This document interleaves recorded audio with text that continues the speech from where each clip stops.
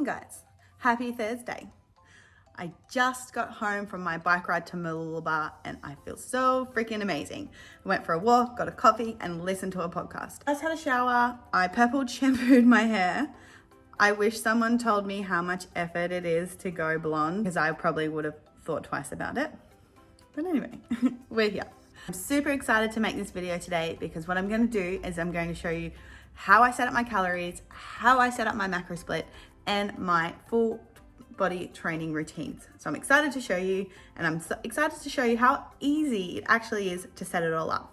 So let's start with the calories. I use a calorie calculator that I have just Googled. I'm using the Healthline one. I put in my numbers. So I'm a female, I'm 26 years old, I'm 170 centimeters, and I weigh 65 kilos. And then I choose a activity style. I put myself as active. I do go for a walk every day. I do exercise like 5 times a week. I have a very active job. I'm working in a gym, so I just pick active lifestyle. This punches out my numbers. So to maintain my weight, to not gain or lose weight, I need to be eating 2,452 calories every single day. So I think you'll be surprised to how many calories you actually be needing to maintain your lifestyle. So here on my sheet, I just place that in here.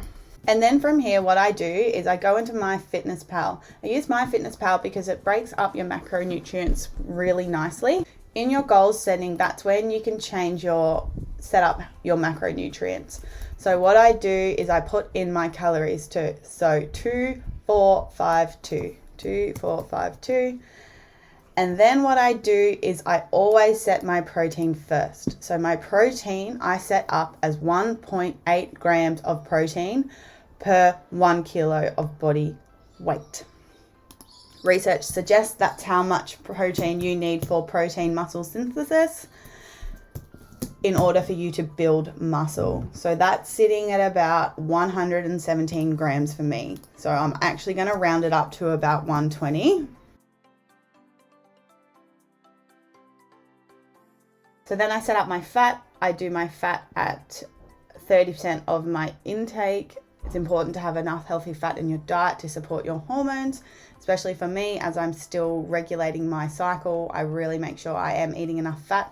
So I do set that up as 30%. And then I do the remaining carbs. So this actually looks quite nice here.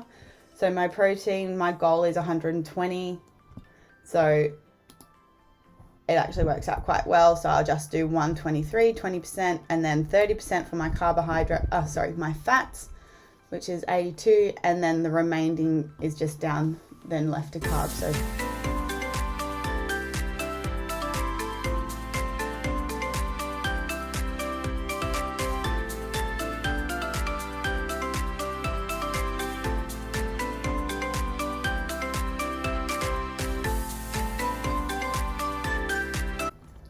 So here is MyFitnessPal and an example of somewhat of a meal plan that you guys could go off. It's 2,311 calories all in total. So I have 134 grams of protein, 89 grams of fat, and 249 grams of carbs. So I've got a few calories remaining, mainly of carbs, so I'll probably throw in a hot chocolate to add into this just to make it up, or maybe like a banana or something like that. In my meals, you can really see that there's always a source of protein, there's always a complex carbohydrate, there's always a source of fat, and then I just load it up with the veggies for volume. So this is what a typical day in a life would look like for me at the moment. This is kind of what I eat. I mix up my carbs, mix up my protein sources, but more or less I stick to kind of the same sort of meal sizes and then snacks. So for my training, I've set myself up with 2 full body gym sessions that I've written myself. And then I'm going to do 2 reformer Pilates classes that are different every time. A lot of mobility work, a lot of glute work, and a lot of core work. So I'm going to show you my gym programs. Look at like this. Starting with an active warm-up, so 5 minutes on the treadmill, jumping on the foam roller, then into a mobility sequence, then some activation exercises, and then just compound lifts pretty much. So hip thrusts, back squats, good mornings, rows, lat pull downs, and lateral raises for the first day. And then the second day, same thing, mobility, foam rolling, active warm-up, activation, and then again focusing on compound lifts. So getting the most bang for my buck, really. So deadlifts, glute bridges, goblet squats, sled pushes, seated rotation rows, farmer walks, hip abduction, and then some stretching to finish. So there we go, guys. That's what my training and my nutrition looks like at the moment. I'm going to keep it pretty regular like that for at least another 3 months until I get 3 regular cycles. Then I know fully that my body trusts me again and that my periods are all back in order. So I'm not going to count calories every day. It was more of a check-in just to see how much I need to be eating and if I'm eating enough, which I am, which is amazing. So I'm going to continue with intuitive eating because I'm loving it. Literally eating what I feel like, eating when I'm hungry, stopping when I'm full, no matter what time of the day it is, because your body does really tell you when you are feeling full. I'm going to keep eating my complex carbohydrates at every single meal. I'm not loading up a million vegetables. I'm not emotionally eating, so if I feel stressed or angry or whatever, I'm going to not go to food. I go to water and I go to breathing.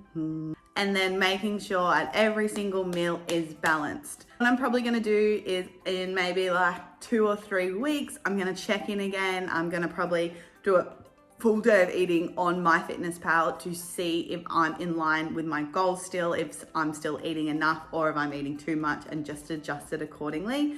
But I'm going to continue intuitive eating, but it is nice just to sit down and really work out the calories that you need, the amount of protein that you need, because at the end of the day, calories do matter if you have specific goals, like myself. So let me know if this is helpful in the comments below. Let me know if you have any questions that you want answered. I can help you in any way, but thanks for tuning in and I will see you next week.